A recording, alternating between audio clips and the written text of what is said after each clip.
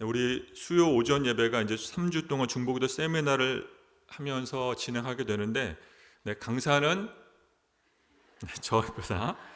근데 제가 참 생각을 해보면서 이거 참 너무 불리하다는 생각을 하게 됐습니다. 왜냐하면 지난주 금요일부터 우리 교회는 각 교단을 대표하는 훌륭하신 설교자들이 오셨기 때문입니다. 아시는 것처럼 지난 금요일에는 우리 김은호 목사님이 오셨고, 오른교회 은퇴하신 김은호 원로 목사님이 오셨고, 또 오늘 저녁에는 최병락 목사님, 또 내일 저녁에는 영락교회 김은성 목사님, 금요일 저녁에는 선화목자교회 은퇴하신 유기성 원로 목사님이 오시면 다 각 교단을 대표하신 훌륭하신 목사님들인데, 그 중에 제가 낀 겁니다, 사이에.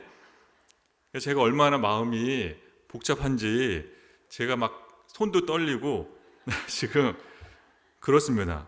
저라는 존재감은 사실 그분들의 그 신발끈을 풀기도 어렵고, 저는 저기 구석에 있는 부목사 부스레기 같은 존재가 유명하신 목사님을 틈바구니에서 제가 중간에 끼게 돼서, 제가 사실은 아니 뭐 이게 아유 감사합니다. 근데 사실 위로는 되지는 않습니다. 위로는 되지 않고, 저를 위로해 주시는 방법은 이번 중보기도 세미나에 신청을 많이 해 주시는 겁니다. 그래서 나가실 때 그냥 돌아가지 마시고 세미나에 신청을 꼭 해주시면 감사하겠습니다. 오늘부터 진행하는 이 3번의 강의는 예배가 끝나고 나면 한 몇 시간 지나면 이제 비공개로 전환이 됩니다. 그래서 이 강의는 현장에 와서 들을 수 있고, 또 세미나를 신청하신 분들만을 위한 단톡방에 영상이 올라갈 텐데, 거기에서만, 그곳에서만 영상을 보실 수가 있습니다. 들으실 수가 있습니다. 그래서 현장에 오신 분들과 단톡방에 있는 분들만 이 강의를 들으실 수 있고, 이제 예배가 마치면 이 강의 영상은 이제 곧 몇 시간 후에 비공개로 전환이 됩니다. 또 말이 나온 김에 이제 세미나와 겸한 중보기도 사역팀에 대한 좀 약간 말씀을 드리자면, 신규 신청자분들은 꼭 들어오실 때 혹은 나가실 때 출석을 하셔야 합니다. 출석 카드에 본인이 오셨다는 것을 꼭 표시해 주셔야 합니다. 그리고 3번의 강의를 다 들으신 분들, 현장에 나오신 분들은 중보기도 팀에서 마지막 날 선물을 드립니다. 이때는 박수 한번 쳐야 됩니다. 좋고 뭐 비싼 건 아니지만 정성이 가득 들어간, 하지만 저렴한 정성이 가득 들어간 선물을 저희가 준비를 했습니다. 그래서 3번째 강의 시간에 이렇게 많이 나와 주셔서 선물도 받아가시면 좋겠습니다. 그리고 저희 중보기도 팀은 아시는 분도 아시지만 항상 본당과 미스바 앞에 보시면 중보기도 함이 있습니다. 그래서 우리 각자의 필요한 기도 제목을 적어서 내주시면 중보기도 팀에서 기도하고 있습니다.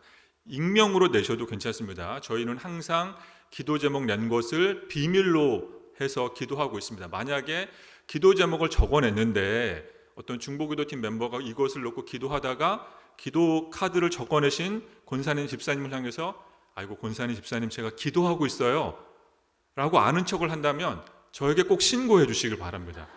원래는 그렇게 해서는 안 되고, 저희 중보기도 팀에서는 철저히 비밀리에 기도하는 사역을 감당하고 있습니다. 우리가 연말이 되면 항상 이 기도 제목 카드를 적어서 냅니다. 그래서 교구 목사님들이 우리가 엊그제 오늘까지 그 기도 카드를 가지고 기도원에 가서 함께 기도했습니다. 이것은 이제 교구 목사님들에게 제출하는 기도 카드이고, 중보기도 팀을 위해서는 뭐 동일한 기도 제목을 내셔도 됩니다. 혹은 긴급한 기도 제목을 내셔도 됩니다. 다른 것입니다. 그래서 기도 제목을, 기도 카드를 사용하셔서 제출해 주시고 많이 활용해 주시길 바랍니다. 자, 한번 저를 따라해 보겠습니다. 저를 따라서 기도의 지성소로 나아갑니다. 우리가 기도 생활을 구약에 있는 성막 제도와 비교해서 3단계로 구분해 오늘부터 말씀을 드리도록 하겠습니다. 그래서 오늘은 성막의 출입문 영역입니다. 일단은 구약 시대에 예배가 진행되기 위해서는 성막의 출입문까지 나아가야만 예배가 비로소 시작을 합니다. 그래서 오늘 설교 제목도 기도의 문턱에서라고 정했습니다. 기도의 문턱에서. 오늘 중보기도 세미나를 겸해 드리는 수요 오전 예배를 통해 드리는 첫 번째 깨달음, 첫 번째, 하나님을 아버지라 부를 때 기도의 문 앞에 나아가게 됩니다. 하나님을 우리가 아버지라고 부를 때 우리는 기도의 문 앞으로 나아가게 됩니다. 우리 누가복음 11장 1절, 2절 말씀 함께 읽어보겠습니다. 1절, 2절 함께 읽겠습니다. 예수께서 한 곳에서 기도하시고 마치심에 제자 중 하나가 여짜오되 주여 요한이 자기 제자들에게 기도를 가르친 것과 같이 우리에게도 가르쳐 주옵소서. 예수께서 이르시되 너희는 기도할 때에 이렇게 하라. 아버지여 이름이 거룩히 여김을 받으시오며 나라가 임하시오며. 우리는 기도의 방법보다 기도의 대상이 누구인지를 알아야 합니다. 제가 기도에 대해서 이야기하고 강의할 기회가 있으면 늘 항상 강조하는 것이 기도의 대상을 누구인지를 알아야 한다는 것이었습니다. 물론 기도의 방법도 굉장히 중요합니다. 오늘 세미나, 오늘 예배에 오시기 전까지 출석하셨던 예전 교회에서 배웠던 기도의 방법 혹은 어떤 본인이 훈련받았던 선교단체에서 받았던 기도의 훈련 방법 혹은 나의 신앙을 성장하도록 도와주었던 멘토 되시는 분이 알려주었던 기도의 방법이 있다면 혹은 존경하는 부모님으로부터 몸으로 깨달은 기도의 방법이 있다면 나에게 맞다면 우리는 그 방법을 그대로 유지하며 기도하셔도 괜찮습니다. 그런데 우리가 줄곧 사용했던 그 기도의 매뉴얼이 고스란히 변치 말고 기도했지만 뭔가 응답이 되지 않거나 또는 뭔가 내 마음에 흡족하지 않거나 기도가 잘 진행되지 않는다라고 느낀다면, 기도 방법에 대해서 의심이 생긴다면 우리는 그 순간 반드시 명심해야 할 점은 기도의 대상이 누구인지를 알아야 한다는 것입니다. 이거 굉장히 중요합니다. 기도의 대상이 누구인지를 알아야 사실 기도의 바른 방법이 정립됩니다. 기도의 핵심은 응답입니다. 기도의 핵심은 응답입니다. 응답을 바라기 때문에 우리는 기도를 합니다. 저를 비롯해 우리 모두는 누구나가 다 100가지를 놓고 기도하면 100가지 다 응답받기를 사모합니다. 전부 다 응답받기를 원합니다. 최소 100가지를 기도한다면 최소 10가지라도 우리는 응답받기를 원합니다. 그런데 문제는 우리의 현실이 냉랭할 때가 많다라는 것입니다. 기도해도 응답되지 않는 경우는 사실 굉장히 많습니다. 이것은 저의 개인적인 사견이 아니라 유명한 기독교 영국의 변증가 C.S. 루이스의 말이기도 합니다. 그는 유명한 영문학자이지만 기독교 사상에 대한 전문가여서 그는 기도에 대해서 정리했을 때 초신자의 경우, 기독교에 입문한 경우는 하나님께서 기도의 응답을 자세히 해주시지만 신앙의 연륜이 깊어질수록 신앙의 훈련을 많이 받을수록 응답은 더디다라고 말했습니다. 저는 개인적으로 100% 이 C.S. 루이스의 말에 공감을 합니다. 그런데 우리의 현실 문제는 응답이 없으면 기도하고 싶지 않다라는 겁니다. 응답이 더디면 기도 사역을 포기하고 싶어지는 것이 우리의 영적인 현 주소입니다. 또는 기도 방법에 문제가 있다라고 생각을 하거나 또는 기도는 노력과 정성이 부족한 것 아닌가라고 생각을 합니다. 그래서 요즘 청년들의 말처럼 노력을 합니다. 요즘 청년들의 말처럼 노력을 합니다. 정성을 쏟습니다. 새벽 예배도 나오고 일천모제 예물도 드리고 여러 방법을 동원해 봅니다. 하지만 기도를 정말 잘하는 핵심은 내가 원하는 방법과 내 스타일대로 기도해도 응답이 없을지라도 다시 기도의 문턱으로 나아가는 것입니다. 사랑하는 여러분, 다이어트의 성공의 비결은 실패해도 다시 시작하는 것과 똑같습니다. 마치 우리가 구약시대의 제사를 드릴 때 제사가 먼저 진행되려면 성막의 문 앞으로 나아가야 하는 것과 똑같습니다. 즉 제사의 시작은 그 문 앞에서 시작되는 것처럼 우리가 수많은 기도의 방법과 또 수많은 기도의 제목이 제대로 하나님 앞에 상달되지 않는 것처럼 느껴도 기도가 다시 시작되는 것은 그 기도의 자리로 나아가는 것입니다. 기도의 자리로 다시 나아가는 것. 그래서 기도의 핵심은 사실 응답이 아니라 포기하지 않는 마음입니다. 그런데 기도의 핵심, 우리가 바라는 것, 응답보다 중요하지 않는 것은 포기하지 않는 마음인데 우리의 마음이 포기하지 않도록 이 동기 유발하는 중요한 것은 하나님이 내 아버지 되심을 잊지 않는 것이라는 겁니다. 우리의 영적 현주소는 기도하기에는 마음이 너무 나약할 때가 많다는 것입니다. 너무 쉽게 포기한다는 겁니다. 때로는 너무 쉽게 실증을 냅니다. 이 먹고 사는 생활을 이어갈 만한 경제적 여유가 충분하면 굳이 기도하지 않아도 된다는 이 교만한 생각이 내 마음 어디 한 구석에 자리 잡고 있는 경우도 많습니다. 그래서 설교는 때로는 나의 만족과 나의 귀를, 나의 어떤 이성적인 것을, 어떤 나의 이 감정적으로 간지러운 부분을 충족시키는 정도로 우리는 만족하며 살 때도 있습니다. 힘들어도 기도 생활을 이어가기보다는 잔꾀를 부린다는 것이 우리의 영적인 모습입니다.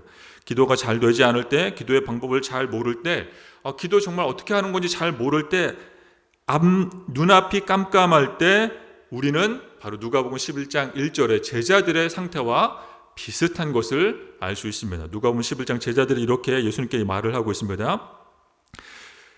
주여, 요한이 자기 제자들에게 기도를 가르친 것 같이 우리에게도 가르쳐 주시옵소서. 누가복음 11장 1절의 말씀입니다. 우리에게도 기도를 가르쳐 주시옵소서. 예수님 당시에는 예수님 외에 여러 경건 공동체들이 있었습니다. 그 공동체마다 대표하는 기도문들이 있었습니다. 또 1세기 당시에는 유대인들에게 전통적으로 내려오는 기도문들도 있었습니다. 그래서 제자들은 이 예수님 공동체로 모인 우리에게 이 대표를 할 수 있는 기도문을 가르쳐 주세요. 또 우리가 기도할 때마다 응답받을 수 있는 아주 요긴한 기도문을 가르쳐 주세요. 신통방통한 기도 방법을 알려주세요라고 예수님께 요청하고 있습니다. 그런데 기도의 방법을 묻는 제자들에게 예수님은 아주 특이하게도 기도의 대상을 알아야 한다라고 말씀하고 있습니다. 그래서 11장 2절 우리 같이 한번 읽어보겠습니다. 11장 2절 시작. 예수께서 이르시되 너희는 기도할 때에 이렇게 하라. 아버지여, 이름이 거룩히 여김을 받으시오며 나라가 임하시오며. 우리 병행 본문인 누가복음 6장 9절도 읽어보겠습니다. 6장 9절 함께 읽겠습니다. 그러므로 너희는 이렇게 기도하라. 아멘. 그러므로 우리는 기도할 때 응답이 되냐 응답이 되지 않느냐, 이 방법이냐 저 방법이냐는 것을 떠나서 기도의 대상이 하나님 아버지됨을 아는 것이 중요함을 깨달아야 합니다.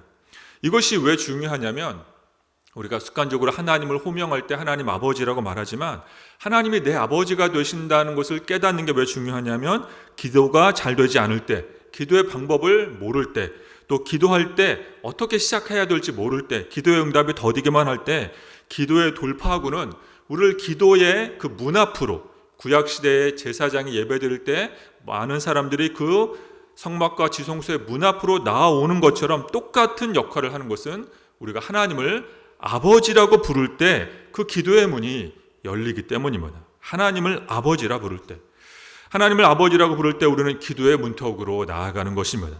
그래서 하나님 아버지의 지상의 모델이 되는 우리 가정의 아버지, 육신의 아버지와의 관계가 굉장히 중요한 것입니다. 혈연관계의 아버지와 나 사이에 상처만 쌓여 있다면 우리는 그래서 하나님 아버지에 대해서 기대감이 사라진 채 종교적인 의무감을 다하는 기도만 할 뿐입니다. 그래서 자녀를 둔 아버지들은 이 영적인 현상을 절대 간과할 수 없습니다. 또 우리 어머니들도 자녀들과 아버지의 관계가 바르게 정립되도록 힘쓰며 애쓰며 기도할 필요가 있습니다. 하나님을 아버지라고 부를 때 나타나는 특이한 현상을 누가 가르쳐 주셨냐면, 하나님을 아버지라고 부를 때 우리가 기도의 그 문 앞으로 나아가는 것을 몸소 누가 가르쳐 주셨냐면 바로 예수님입니다. 그래서 우리가 하나님을 아버지라 부를 수 있습니다. 우리 마가복음 14장 36절 또 한번 읽어보겠습니다. 마가복음 14장 36절 제가 읽어보겠습니다. 이르시되 아빠 아버지여, 아버지께는 모든 것이 가능하오니 이 잔을 내게서 옮기시옵소서. 즉 예수님께서는 하나님을 아버지라고 불렀습니다. 아빠라고 불렀습니다. 누군가는 이렇게 반문합니다. 왜 하나님을 아버지라고만 부르는가? 하나님을 어머니라고 부를 수는 없는가라는 호기심 섞인 질문을 합니다. 또는 이단 단체에서 이렇게 우리를 미혹하기도 합니다. 그것은 예수님을 잘 모르고 성경을 잘 모르기 때문에 하는 소리입니다. 성경에서는 그 누구도 하나님을 아버지라고 부르지 못했습니다. 사랑하는 여러분, 우리가 창세기부터 이 성경을 낱낱이 살펴볼 때 구약에서는 그 누구도 하나님을 아버지라고 부른 사람이 한 명도 없습니다. 한 명도 없습니다. 한 명도 없습니다. 그 위대한 선지자였던 이사야, 예레미야, 에스겔이나 믿음의 조상, 하나님의 친구라는 호칭을 받은 아브라함, 십계명을 받은 모세, 동방의 의인이라고 칭찬받은 욥마저도, 또 하나님의 마음을 합했던 다윗마저도 하나님을 아버지라고 부르지 못했습니다. 그들은 모두 다 하나님은 하나님으로 불렀습니다. 즉 창조주 하나님, 절대자 하나님, 왕이신 하나님이었지 누구도 하나님을 친밀하게 아버지, 아빠라고 부르지 못했습니다. 유일하게, 인류 역사상 처음이자 유일하게 예수님이 하나님을 아버지라고, 심지어 아빠라고 불렀습니다. 이 아빠라는 표현은 예수님 당시 1세기 당시 유대인이 사용하던 이 아빠와 아들의 이 친밀한 관계 속에서 부를 수 있는 매우 친밀한 단어입니다. 이 아빠라는 관계, 아버지와 자녀의 친밀함 속에서 부를 수 있는 이 아빠라는 이 어휘를 사용한 예수님 때문에 우리도 예수님을 본받아 모든 성도는 하나님을 드디어 아버지라고 부를 수 있게 됐습니다. 그래서 우리가 아버지라고 부르는 그 순간 사실 기도의 문이 열리게 되는 것입니다.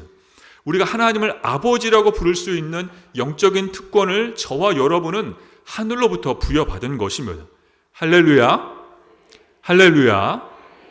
우리가 하나님을 아버지라 부를 수 있습니다. 감히 이사야, 예레미야, 에스겔, 아브라함, 다윗도 상상하지 못했던, 감히 꿈꾸지 못했던 이 영적인 담대한 특권이 저와 여러분에게 허락됐습니다. 그래서 지금도 유대교를 신봉하는 유대인들 또는 알라를 믿는 무슬림들은 우리가 하나님을 아버지라고 부르면 굉장히 불쾌해합니다. 굉장히 불쾌하고 신성모독이라고 말합니다. 왜냐하면 그들은 하나님은 절대 타자, 창조주이시지만 친밀감이 없는 신적 존재일 뿐이기 때문입니다. 반면에 우리는 아브라함이나 모세나 다윗과 욥마저 엄두내지 못했던 하나님을 아버지라고 부르는 특권 속에서 우리는 신앙생활을 하고 있습니다. 지금까지 아무런 감동과 감흥이 없이 하나님을 아버지라고 불렀다면 이제부터는, 이 순간 이후부터는 엄청난 영적인 특권을 부여받았음을 믿으며 우리는 하나님을 아버지라 불러야 합니다. 하나님을 아버지라 부를 때 하나님은 저와 여러분의 모든 허물을 보혈로, 예수님의 십자가 보혈로 덮어주시며 우리의 기도에 경청하시며 우리는 드디어 기도의 문 앞으로 나아가게 됩니다. 그래서 대부분 기도의 방법에 초점을 두기 때문에 하나님 아버지라고 말하는 이 권세의 장점을 상실한 채 기도를 합니다. 그래서 하나님을 아버지라고 하는 이 친밀한 관계는 뒷전인 채 하나님께 어떻게 하면 응답받을까에 대부분 무게를 두고 있습니다. 예전 교회 어떤 권사님은 대표 기도를 시키기만 하면 마치 십자가 형벌을 지는 것처럼 벌벌 떨면서 거절하시는 권사님을 보았습니다. 왜 기도가 힘드냐고 물어보면 어떻게 하는지 모르기 때문이라고 대답을 하십니다. 즉 기도의 방법에 대해 굉장히 어려워 하십니다. 기도의 방법이 어렵다라고 하는 것, 물론 기도의 방법 중요하지만 그것보다 더 중요한 것은 하나님을 아버지로 부를 수 있는 영적인 특권이 허락됐음을 깨닫는 것입니다. 불교나 이슬람교나 힌두교 모두 다 기도를 합니다. 우리보다 더 열심히 기도합니다. 만약에 정성을 따지다면 우리는 사실 그들보다 한참 수준이 못 미칩니다. 불교나 이슬람교나 힌두교나 라마교나 그들의 기도하는 그 기도의 열심을 보면 우리는 부끄러워질 때가 많이 있습니다. 그렇지만 그들의 기도와 우리의 기도의 질적인 차이점은 그들이 섬기는 신의 이름은 절대 타자에 불과하나 우리는 하나님을 아버지라고 부르는 친밀함 속에서 기도할 수 있다라는 것입니다. 자, 한번 저를 따라 보겠습니다. 하나님 아버지에게 기도합니다. 우리 한 번 더, 하나님 아빠에게 기도합니다. 그러므로 사랑하는 여러분, 어떤 방법으로 기도하든지 하나님을 아버지로 부른다라고 하는 것, 이것이 중요함을 반드시 기억하시길 바랍니다. 유창한 언변을 늘어놓지 않아도 괜찮습니다. 굳이 어떤 기도의 방법, 어떤 목사님들은 이렇게 기도하라는 방법을 알려주시는데 그 모든 방법 다 무시해도 상관없습니다. 전혀 문제되지 않습니다. 답답한 마음으로 이 기도의 자리에 나와서 한숨만 쉬며 눈물을 흘릴지라도 하나님을 아버지로 부르면 우리는 기도의 문턱으로 성령님께서 이끌어 주십니다. 왜냐하면 우리의 기도를 들으시는 하나님은 참 좋으신 아버지이시기 때문입니다. 할렐루야. 저를 따라해 보겠습니다. 하나님 아버지에게 기도합니다. 한 번 더. 하나님은 내 아버지가 되십니다. 한 번 더. 아버지는 내 기도를 듣고 계십니다.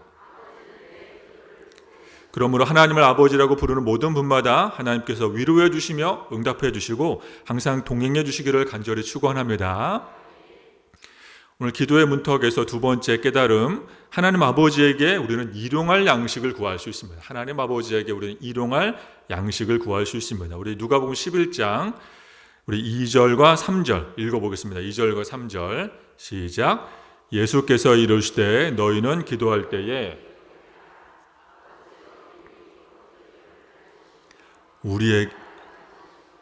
우리에게 날마다 일용할 양식을 주시옵고. 아멘. 하나님을 아버지라고 부르는 모든 사랑하는 성도님마다 하나님께서 일용할 양식 공급해 주실 줄로 믿습니다. 만약 누군가 저에게 하나님은 어떤 분입니까? 라고 묻는다면 저는 하나님은 제 아버지입니다 라고 대답합니다. 그래서 제가 새가족부에서 새가족들을 데리고 교육하는 1주차에 늘 강조하는 것이 하나님은 아버지입니다를 강조하고 따라하게 시킵니다. 아버지를 찾아가는 여정이 저의 신앙의 여정이라고 한 줄로 요약할 수 있습니다. 제가 대학교 4학년 졸업을 일주일 앞두고 제 아버지께서 돌아가셨습니다. 10년 아프시다가 돌아가셨습니다. 하나님을 믿으며 가장 좋은 점은 여전히 제가 아버지라고 부를 수 있는 대상이 계시다라는 것입니다. 하나님이 아버지가 되십니다. 인류 최초로 하나님을 아버지라고 호칭한 예수님은 당신의 제자들에게 주기도문을 교육하며 일용할 양식을 구해야 한다라고 가르치십니다. 따라서 하늘 아버지에게 일용할 양식을 구하는 기도는 하나님 아버지의 마음과 100% 부합하는 기도입니다. 그래서 어떤 분들은 거룩하고 신령한 것만 기도해야 한다라고 생각하지만 그렇지 않습니다.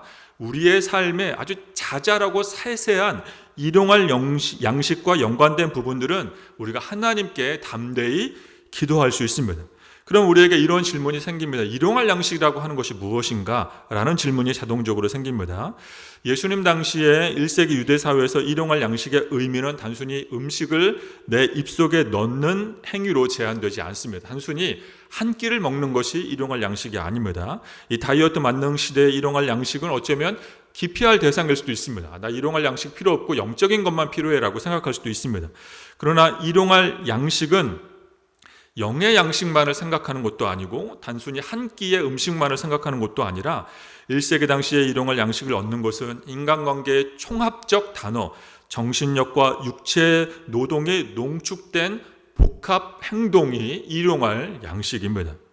우리 한국인들은 먹는 것에 진심일 때가 굉장히 많습니다. 우리는 아마 여러분 예배 마치고 가시면 오늘은 뭘 먹지라고 생각하는 분들이 지금 다 대부분 생각하고 계십니다.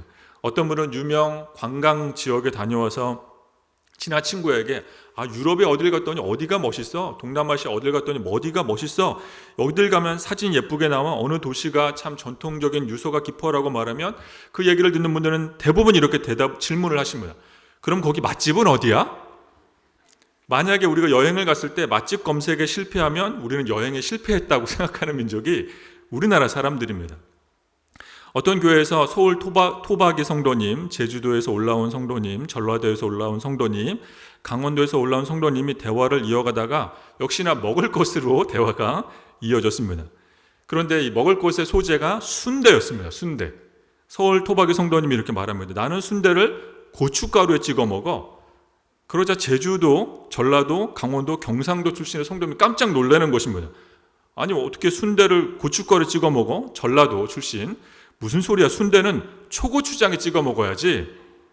경상도 성도님 말합니다. 무슨 소리야? 이 양반 잘 모르시네. 순대는 쌈장에 찍어 먹어야지. 강원도 출신 말합니다. 반발하면서 무슨 소리예요? 우리는 새우젓에 찍어 먹었는데.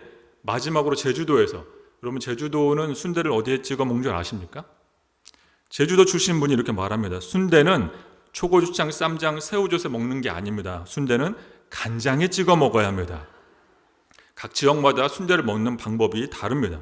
그래서 말하기를 우리나라 사람들은 밥심으로 산다라고 말합니다. 우리는 먹는 것에 최선을 다합니다. 그래서 심지어 엉덩이 사이에 바지가 들어가도 우리는 엉덩이가 바지를 씹어 먹었다라고 말합니다.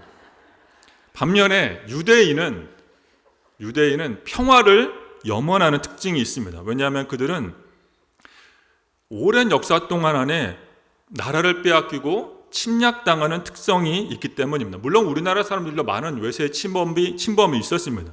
어떤 역사학자에 의하면 우리나라가 30년에 한 번씩 침범을 받는 통계를 말하신 분도 있습니다. 그러나 우리는 유대인처럼 나라를 통째로 빼앗긴 적은 없습니다. 그래서 우리는 만날 때마다 밥은 먹었니? 오랜만에 만나면, 특별히 초겨울이 되면 김장은 했니라고 이 먹는 것에 대한 질문으로 안부를 묻지만, 우리가 이런 질문하면 사실 외국인들은 굉장히 의아해 합니다. 도대체 내가 뭘 먹었는지 왜 궁금해하지? 왜냐하면 우리는 먹는 것이 안전과 안부를 묻는 것이기 때문입니다. 하지만 유대인들은 실질적인 평화, 실질적인 안전에 목숨을 겁니다. 그래서 그들은 만나고 헤어질 때마다 샬롬이라고 말합니다. 실제로 이스라엘 땅에 가보면 마켓이나 시장이나 은행에 가보면 출입할 때마다 샬롬이라고 말을 합니다. 왜냐하면 그들은 나라를 통째로 빼앗긴 디아스포라의 세월이, 떠돌이로 살았던 세월이 셀 수 없이 긴 세월 동안 고통을 당했기 때문입니다. 때로 그들은 민족 전체 수십만 명이 외세에 의해서 정말 끔찍하게 살해를 당하는 일도 있었습니다. 반면에 이 땅을 상실했던 경험이 없는 우리는 먹는 것에 대해 궁금해하지만 유대인들은 샬롬과 평화가 지상 최대의 과제입니다. 그래서 그들에게 일용할 양식이라고 하는 것은 하늘과 땅 사이에 진정한 평화가 임한 상태입니다. 단순히 먹는 것을 넘어서 평화의 상태, 영원히 안전하고 실질적인 삶의 모든 것이 안전하고 평화로운 상태, 걱정과 염려와 두려움 없이 음식을 평안하게 먹을 수 있는 안전한 상황과 현상이 그들에게 일용할 양식입니다. 더 나아가 일용할 양식은 육체적인 건강과도 연관이 있습니다. 유대인들은 빵을 주식으로 삼습니다. 오늘날에는 우리가 마켓이나 또는 시장에 가면 쉽게 밀가루와 빵을 구할 수 있지만 1세기 당시 유대 사회에서는 빵을 먹는다라고 하는 것은 굉장한 중노동이 필요한 현상이었습니다. 먼저 밀의 껍질을 벗겨내야 했고, 밀을 곱게 빻아야 했고, 가루를 만든 밀을 반죽해야 했습니다. 그리고 반죽된 밀가루를 화덕에 넣어서 빵을 만들어야 했습니다. 그래서 우리식으로 하면 이런 콩이라든지 무화과라든지 또는 피를 완전히 빼는 육류나 생선 같은, 우리가 먹는 김치, 깍두기와도 같은 이 빵과 곁들여 먹는 기본적인 것들을 먹을 때마다 그들은 엄청난 노동을 투자해야만 했습니다. 그래서 일용할 양식은 단순히 한 끼의 음식 수준이 아니라 안전과 평화가 보장된 상태에서 이 평안한 인간관계, 하나님과의 관계가 평안한 상태, 외세의 침범이 완전하게 지켜진 상태에서 이 모든 정신력과 육체 노동이 농축된 안전한 상태였습니다. 단순히 내 입속에 음식을 넣는 행위가 아니었습니다. 그러므로 사랑하는 여러분, 우리는 날마다 하나님께 일용할 양식에 대해서 구할 수 있습니다. 일용할 양식에 대해서 구하며 안전과 평화를 우리는 위해서 기도할 수 있습니다. 한 끼의 음식을 먹는 것을 위해서 기도하는 수준뿐만 아니라 나의 장래, 가정의 문제, 자녀들의 문제, 우리의 삶에 일어나는 다양한 현실적인 문제를 놓고 기도할 수 있습니다. 그래서 한번 저를 따라해 보겠습니다. 일용할 양식을 위해 기도하겠습니다. 한 번 더 저를 따라하겠습니다. 일용할 양식을 위해 기도할 때 하나님 아버지 응답해 주시옵소서. 일용할 양식에 대해 응답받는 저와 여러분 되기를 간절히 축원합니다. 마지막 세 번째, 기도의 문턱에서 기도를 포기하지 않으면 반드시 열매를 맺습니다. 기도를 포기하지 않으면 반드시 열매를 맺습니다. 우리 갈라디아서 6장 9절의 말씀인데 제가 읽어보겠습니다. 네, 나왔습니다. 갈라디아서 6장 9절 함께 읽어보겠습니다. 우리가 선을 행하되 낙심하지 말지니. 로마서 8장 26절도 읽어보겠습니다. 로마서 8장 26절 이와 같이 성령도 우리의 연약함을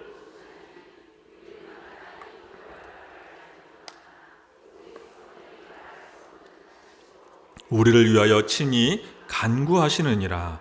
사랑하는 여러분, 우리는 기도한다고 하지만 사실 기도할 줄 모릅니다. 그래서 로마서 8장에서 바울은 성령이 하는 주된 사역은 우리의 기도 사역을 돕는 것이다라고 말했습니다. 사랑하는 여러분, 그래서 우리는 기도를 포기하지 않으면 성령님의 도우심으로 반드시 열매를 추수하심을 믿으시길 바랍니다. 포기하고 싶고 또 때로는 기도하기가 게으른 마음이 생기고 또 기도의 방법을 모를 때 우리가 포기하지 않고 기도하면 반드시 응답받을 수 있다라고 하는 대표적인 예시로 5만 번 기도 응답받은 조지 밀러의 이야기가 있습니다. 5만 번 응답받은 조지 밀러의 이야기. 사랑하는 여러분, 5만 번 응답받았다는 얘기를 들으면 어떤 기분이 드시나요? 대단하다는 생각이 일단 듭니다. 또 하나는 짜증이 납니다. 누구는 5만 번 응답받고 나는 5번도 응답받기 힘들면 짜증이 나기 시작합니다.